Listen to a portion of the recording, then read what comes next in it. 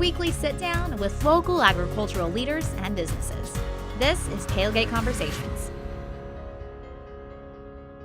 Sponsored by Pinnaker Chevrolet. A healthy hog is a profitable hog, and that's just one reason conservation and agriculture have come together for the complete eradication of feral hogs across our state.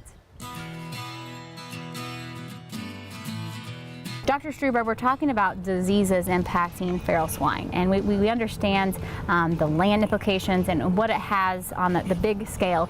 But most recently, diseases have been found here in the state of Missouri, contracted from feral swine. So give us an overview of the potential impact that might have.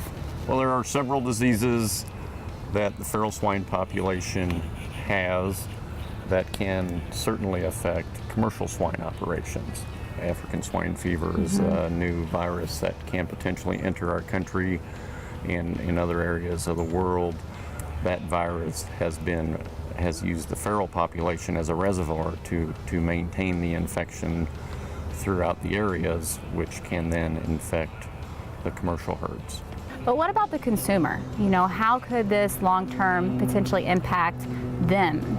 Well, as far as on the economic impact, of course, it's going to be a greater expense for the food that they buy. So as far as being able to feed their families as well or as efficiently, that may become quite more difficult. How are the diseases transmitted from feral to domestic hogs? Well, it could be a variety of ways. Some of these operations that are outside on dirt, there could be some nose-to-nose transmission through a fence.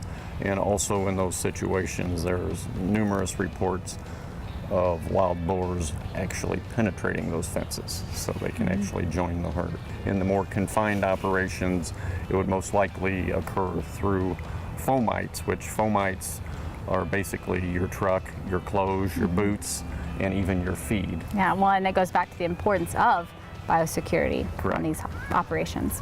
Each disease is treated differently, so there's no vaccination or pill to treat these herds, correct? Well, some diseases they are treatable. Now, whether or not that's economically feasible or is a long-term solution is questionable depending on the type of disease. And then, of course, some of the diseases can be threatening to the human population.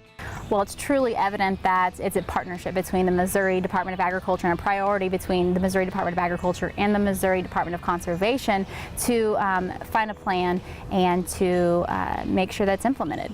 We're working to be sure that these diseases do not have this huge impact. And there are other organizations involved too. The State Health Department sure doesn't want any of these zoonotic diseases to reach the human population. And as far as us with the Department of Agriculture, we're trying to work closely with pork producers to be sure that each individual producer has their own secure pork supply plan so they can have their herd prepared with proper biosecurity. So what is your advice to the consumer, to the producer, everyone involved in this chain of events? What's your advice to them? How can they do their part to keep an eye out on the potentials of feral hogs in their area? Well, it's very important that everyone, keeps up their communication. If you see feral hogs, report that to the Missouri Department of Conservation so they know where those populations are and they can address them properly. And then as far as consumers themselves, realize that our pork supply that is within your grocery stores is very healthy and produced under proper regulations. So there's really no reason to not stop eating pork. So keep eating pork. That's the message. That's right.